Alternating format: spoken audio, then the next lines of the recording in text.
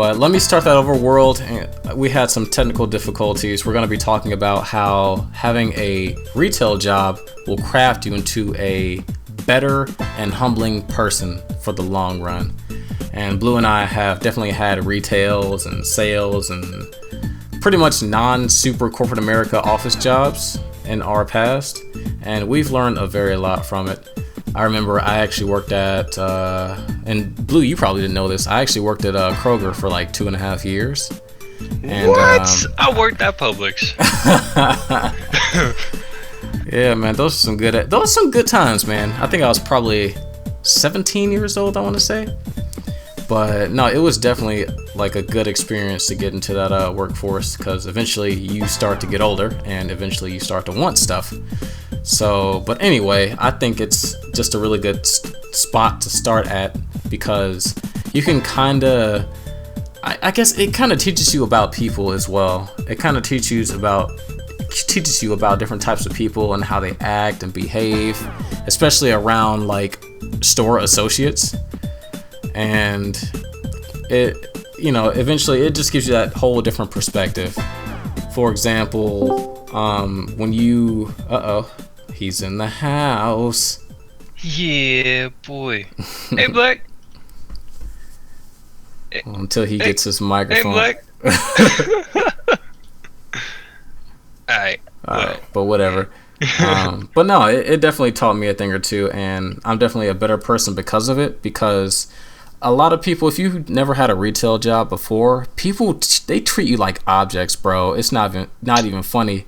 And I know, Blue, you were recently dealing with this as well. Like, people don't even treat you like another human being, and it's really disgusting. I actually remember I worked at a call center as well before, and that's even worse, dog. Tell me how.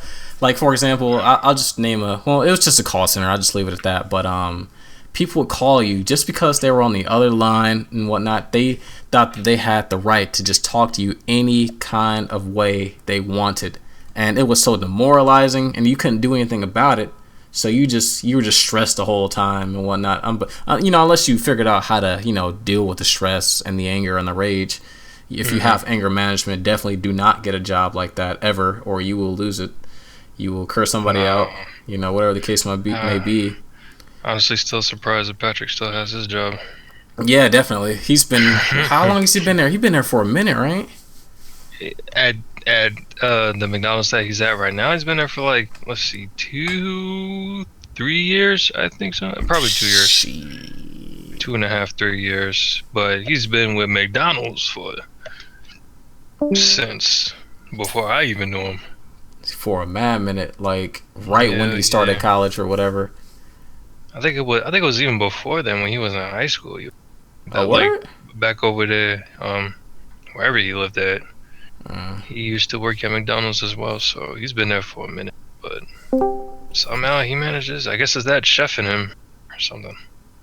Yeah, it's definitely got to be. He's got very good patience. He should have been done with that position a long time ago, man. I actually, I guess, side note, I really hope the best for him. I wish he could join us in this podcast, because I'm sure he would have a lot to say about it. But probably it's disastrous. But hey, you know what? Because it teaches you how to see things from a different perspective and a different light, I guess. Once you get to like a quote unquote better job, or more, no, here's a better word. Once you achieve like a different position or a different job, you can kind of see why it's definitely wrong to treat people the way, because think about it, if you were at I don't know, like Chick-fil-A, Kroger, McDonald's, whatever the case may be, if you treated your customers the same exact way, I bet they would be upset. Why would you want to treat another human being like, it's just like when we were kids, just treat somebody you want to be treated. Just simple as that, man. Yeah, man. Go ahead, Blake. No, I was just gonna say, I think it also helps you identify, like, later on in life when people start treating you like that. I'm sure you both know who I'd be referring to in terms of a very recent example of me having to deal with that, where people are just kind of treated like objects and not really evaluated on a personal level of worth. That's definitely, like you, TJ, I worked in a call center, The big difference with me was that I wasn't there quite as long as you, but I was only there like for 2 months. It was a summer job for me. Oh, okay. Well, yeah, I was there about the same time as you then.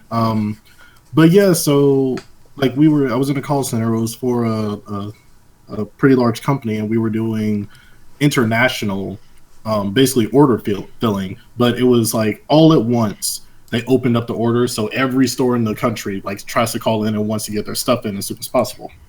Mm-hmm. And man, some of the stuff that people, mind you, they know that we aren't in control of the shipping. We're not in control of the way the product looks when it shows up. All we're doing is putting the order in for you. I vividly remember one guy in California. He had been on hold for like 2 or 3 hours, and they had it like on speakerphone, and they were just chatting. So once I like dialed them in, they were like, "Oh, finally! I'm glad somebody's paying attention." It was like, "Sir, we've been dealing with the entire nation. I apologize about your wait. How can I help you?" He was like, "Well, I need my stuff." Okay. Can you specify what you need? You know what I need. Sounds like IT issues.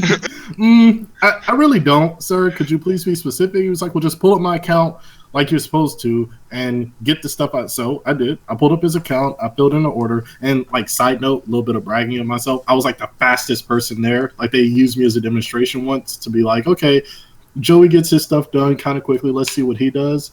And like I went up there and I went into like straight anime mode, like alt tabbing all over the place. I had like 8 windows up at once, navigating through stuff, and I was done in like 2.5 minutes, and everybody else was taking like 5.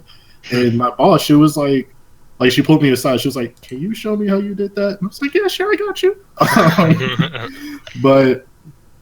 But yeah, so after all that, I got his order filled. You know, we read off the script as you're supposed to do in the call center. And at the end of it, sir, is there anything else I can help you with? Nah, I'm glad somebody finally decided to answer the phone. I hope this customer service isn't so crappy. And he hung up. And I was like, well, yeah. I have no idea why you're so mad, but hopefully your day goes better, I guess. I mean, and it bugged me for the rest of the day because I'm like, did I do something wrong? Did I talk about his mom without meaning to? Like, what caused him to be so angry? And what can I do to not cause that to happen in the future? And it took me a while to realize, like, even like you learn this working in retail, but there are just some unpleasant people out there, unfortunately. Like And do you know why? Because they never worked in retail. well, that and they just never, I guess, had the experience to face it in their lifetime. And then when they finally do, they just erupt like with no warning at all. And it's really sad. Yeah, it's like you can't wrap your head around like, why would somebody ever talk to me this way? And you're just like, people treat other people like this all the time. Right. Literally all the time. Like some of my friends, not you guys obviously, but some of my friends, if I would have treated them the same way they treated me and the way they talked to me and interacted with me and whatnot, they would be mad. They probably wouldn't even be my friends anymore. And then they'd be confused as to why they're getting upset. Like, bruh, I would literally just be acting like you. So... Yeah, even some family members too. Not to, I'm putting y'all on the spot for a little bit. Even some family members, bro. Like, I'm gonna leave it at that. I'm just gonna say some family members. Some of y'all, and y'all probably know who y'all are. I do feel like they're on the hand sometimes when y'all be saying the stupidest shit. So there it is. I'm laying it out. But I still love y'all. That's the key, man. That's honestly, the key. It be like that sometimes, though. Yeah, and that's the key, man. You got to continue loving. And remember the church group from yesterday, Joey? You just got to forget and forgive, bro, and keep it moving. That's how you're going to remain less stressed, and that's how you're going to be a better person, because that's a fight within itself. Yeah, I mean, because, like, even with the stuff... Blue, you were there, too. My bad. Yeah. Blue, shut up. I was attacked by Chloe. Emotionally. But even with the stuff that I'm currently dealing with, like everybody that I've talked to, I mean, I guess you people out there in podcast land will hear about this in the near future. Like even the stuff that I'm dealing with, I got over it like instantly. Like it was like it happened, and then I was like, all right, we're done here. And everybody that I've talked to, they're like, you're not mad, you're not upset, you don't want to go do this. No. Why? I know what I can do. I know what I'm capable of, and I'll be okay. They may not be, but that's not my problem anymore. And literally everybody that's like, I've been getting calls and text messages like, "Oh my God, I'm so sorry. This stuff just happens," and this. And I'm like, I'm good. I'm Gucci. Yeah, like, are you okay? Because this feeling kind of like, you know, I feel like somebody died or something. Like what? Jeez. I know 2016 been taking a lot of people out, but it's just you think so? It's yeah. the way some of these people have been talking to me, asking me questions like, "Oh my goodness, is everything all right? I'll do everything I can to help you. I'll go down there," and I'm just like, "Yo, leave it alone. It is so not. It's so not worth all of that." Yeah, definitely. And even when you have to, if you ever do experience that, I think it'll obviously make you a better person in the long run. But with the humbleness, you kind of have an appreciation for the smaller things as well, because Oh yeah, and it's awesome. It's a really good feeling. You guys, if you haven't tried it by now, I would do something that would make you, and you kind of have to step out of your comfort zone too if you've never done it before. It's just like, foreign territory. We're only going to do what we're comfortable with, but you have to kind of take a risk to want to see the other side of things. Some things you can't control, like you can't just turn like black or white just to see what their lives are like, but you can get like a retail job on the weekends or like on a Sunday just to see what life is really like, or you can volunteer. There are just a number of ways for you to grow as a person and to just be a better human being. And a lot of people don't even know that they might be toxic human beings, which is really sad and a tragedy. So tragic. Yeah, honestly, I think one of the saddest things is when you are somebody that's super, super negative and you don't even realize it. Because eventually, all that's going to catch up to you and you're not going to understand why. I mean, like, if you're a guy who kicks puppies intentionally and you, like, punch little girls in the face, if somebody comes and, like, knocks you out and steals your shoes, you probably are like, okay, I had this coming some kind of way. But if you think that you're just a good person and you're actually a terrible human being, you'll be blindsided by it, and it'll make it that much. Like, then you almost lose the chance to learn from it because you don't know what caused it. It's kind of like slight side topic, but it's kind of like that whole I guess you could say discussion or debate with whether or not how parents should discipline their children, and like people are moving away from physically disciplining their children. And granted, I don't think you should like punch your children into the ground, but hey, I got a side. Well, this is okay.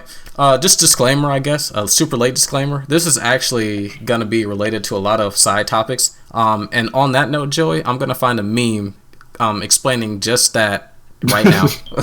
Yeah. But, so while he's memeing, like it was actually a conversation I had when I was at work, and how someone was saying like, "Oh, well, I'd never put my hands on my child, and that's just abusive, and this, that, and the other." And they're like, "Well, were you ever spanked as a kid?" Yeah, all kinds of ways. What? Like up and down the halls, in my bedroom, downstairs, in the kitchen, outside, on the patio, in the car, at school, coming from school, going to school, upside down, right side, like all kinds of ways. And they were like, "And what? You never resented your parents?" No. And it's funny because it kind of turned into like a black person, like a black culture kind of thing. But I was like, and I've noticed that a lot of black parents do this. Like, exactly why this is happening because in between every strike, they tell you. It's not one of those things where you're confused, like, why is this happening? Oh my God, what did I? No, you should not have blah blah. Like, so exactly why this is happening, and I feel like that goes a long way toward not letting it be a traumatic experience. Because I mean, truthfully, like if your parents just show up and like your dad pulls out a belt and like hits you and starts beating the heck out of you, yeah, it's going to traumatize you. You don't know what's going on. You don't know why this is happening. You don't know any of that. And eventually you'll just be negatively conditioned, I guess you could say. And bringing it back around, I feel like it's the same thing when people don't know that they're negative people. Like once somebody actually comes with that discipline, with that belt, well, when life comes rather with that like backlash of discipline or whatever, if you don't know what you did, yeah, it's going to bother the heck out of you because in your mind, you weren't doing anything wrong. And now life's over here beating the heck out of you. And you're just like, why is this happening to me? What did I do? But, being a humble person, and being able to like empathize with people, you start seeing like, I probably shouldn't have said this to this person. And, I could have handled this situation better than this, that, and the other. And it makes it much easier to just live a more peaceful, fulfilling life, in my opinion. It's kind of like what I learned in one of my criminal justice classes. Was it how not to be a thug? No. No. Because I thought that was one of the classes they had at Georgia Southern. Hold on, real quick. I don't mean to interrupt real bad, but I can't find it right now. I'll probably find it in the future, and I'll post it in the video, of course, the video version of this podcast. But it was something along the lines of, like, there's a picture of a mom, and she says, I don't think it's civil to spank my child. And then on the second bottom half of that meme, it said, "This is why your kid is a f***ing asshole." Yes. Oh yeah, I saw that on Facebook earlier today, actually. Yeah, why can't I find it? That's weird. Facebook does that sometimes. Like, you'll be like, "Oh my god, this is the funniest thing in the world," and you'll like it, and Facebook will be like, "You'll never see it again." Seriously, bro.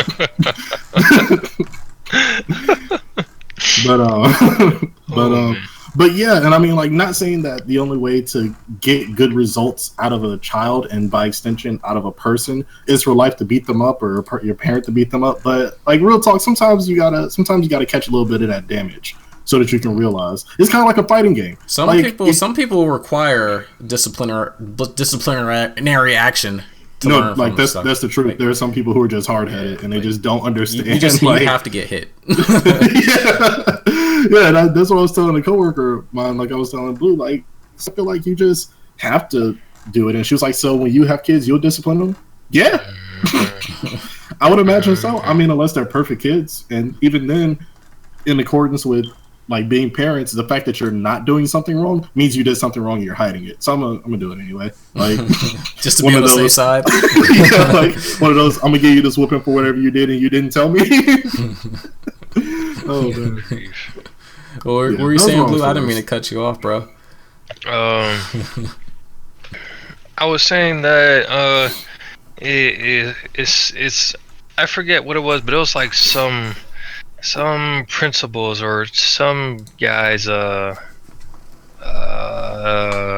let's say, I guess, phases of life or maturity that I used to love to reference when I learned it, because I mean, just looking at everybody and a lot of people that I know, I can fit them in the proper category. And it's like at a certain age, is usually in your adolescence to like mid-teenage or like preteen years and stuff like that, where you don't take into consideration other people. You do things for yourself and only yourself, and you only see what you're doing and not really understanding other people as well, in a sense. And with the whole like working in retail thing, is like you don't know what the cook goes through, you don't know what the cashier goes through when you're just being an asshole. You just feel like they need to get you what you want and they need to do it now. In most cases, yes, this is true, but you don't have to be an asshole. You really did not have to be an asshole to do that. Like, it's just that plain and simple. You don't have to be those typical white people. Okay, that was a little racist, but those, just from experience, Mostly those. Okay, let's rephrase that, because I don't want any heat in this podcast. You don't have to be have to be a certain type of any person. Yeah. You don't have to be that person. It's not color specific. You don't have to be that person to leave your food on the tables. Like, that's just immature. Come on, like you really just gonna leave all your food? You're gonna leave smashed ketchup packets and Chick-fil-A sauces all over the table like that? Like, are you serious? You're just being rude and disrespectful. You don't have to be that person. Like, I understand if you're flipping through clothes in the racks, like at, let's say, Marshall's or Ross, where I used to work at, and then like you just all of a sudden just drop the clothes or whatever. All right, yeah, it's our job to pick it up and stuff like that. You don't have to worry about it too much. But if there's like 10 pieces of clothing on one rack that's just on the floor that you just dropped, like, come on. Or like the shoes, where people just try on the shoes and then they just take them off and then leave them on. Like, come on. Even in like Kroger, dude, just leaving your carts in the middle of the street, bro. Like, are you kidding me? You know the craziest thing I heard somebody say about that? Because at the Publix down the street from where I am, a lady left the cart, and I don't even know why I decided to say something. I was like, "Oh, ma'am, I'm sorry. I think you left your cart." And she was like, "Oh, well, I'm just giving the cart bus guy something to do." And I was just like, I just kind of looked at her and I was like, "It's okay, I'll take it back." Like, seriously? That's your mentality? I'm leaving a mess so that you can do your job? That's exactly what my mother used to say, and it always used to piss me off when I was out with my aunt one time, and I'm pretty sure Natalie was there, but I'm not sure if Natalie watches the podcast. Anyways, but she better. Get the whole family in here.